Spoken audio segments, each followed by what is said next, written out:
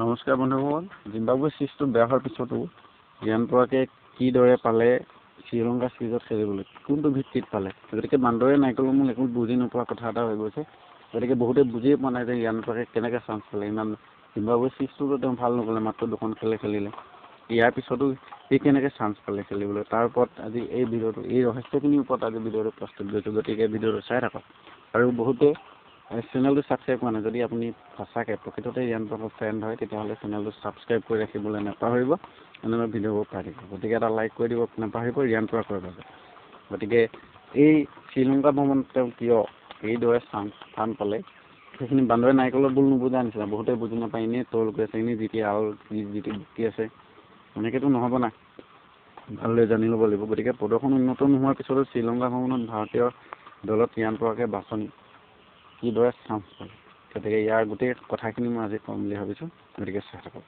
বন্ধুসকল, প্ৰদৰ্শন উন্নত নোহোৱাৰ উন্নত নোহোৱাৰ পাছতো ৰিয়ান পৰাগে শ্ৰীলংকা ভ্ৰমণত গৈছে। গতিকে শ্ৰীলংকা দুয়োটা চিৰিজত মানে ফৰ্মেটত খেলিব গৈছে, T20 আৰু ODI। তাৰপিছতে শ্ৰীলংকা যেতিয়া 11জনীয়া দল 15জনীয়া যিটো T20 নথবা ODI দল নিৰ্বাচিত হৈছিল, তাক ৰিয়ান পৰাগৰ নাম পোৱা আছিল। বিশেষকৈ এদিনীয়া দলৰ নিৰ্বাচন, য'ত পুনৰ যুৱ চামক সুযোগ দিয়া হৈছিল। প্ৰথমবাৰৰ বাবে ভাৰতৰ এদিনীয়া দলত নিৰ্বাচিত হৈছে ৰিয়ান পৰাগ আৰু হৰ্ষিত ৰাণা। সূৰ্য কুমাৰ যাদৱৰ নেতৃত্বত যিখন হ'বলগীয়া কেপ্টেইনশ্বিপ সূৰ্য কুমাৰ যাদৱ এখন। গতিকে শ্ৰীলংকা ভ্ৰমণৰ বাবে নিৰ্বাচিত বাছনি কৰাৰ দুটা কথা স্পষ্ট। প্ৰথম, আগন্তুক 3-4 বছৰৰ কথা মনত ৰাখি এই দলটো বাছনি কৰা হৈছে।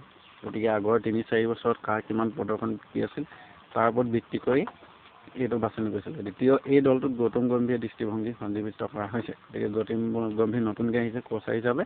গতিকে তেওঁ ভালদৰে চাই মেলি এইটো কোচ বনাইছে। এই দুটা কথা মনত ৰাখি ৰিয়ান পৰাগক বাছনি কৰা হৈছে। গতিকে এই দুটা কথাই মনত ৰাখিছে ৰিয়ান পৰাগক বাছনি কৰা, কাৰণ আগৰ তেওঁ যিখিনি ঘৰুৱা চিৰিজ আছিলে সেইখিনি পূৰা ভাল গৈছিলে। গতিকে 22 বছৰীয়া ৰিয়ান পৰাগৰ ইয়াৰ পূৰ্বে জিম্বাবুৱে ভ্ৰমণত নিৰ্বাচিত কৰা হৈছিল, কিন্তু পিছত দুৰ্বল প্ৰদৰ্শনৰ বাবে প্ৰথম দুখন T20 মেচৰ পৰা ৰিয়ান পৰাগক প্লে 11ৰ পৰা বাদ দিয়া হৈছিল।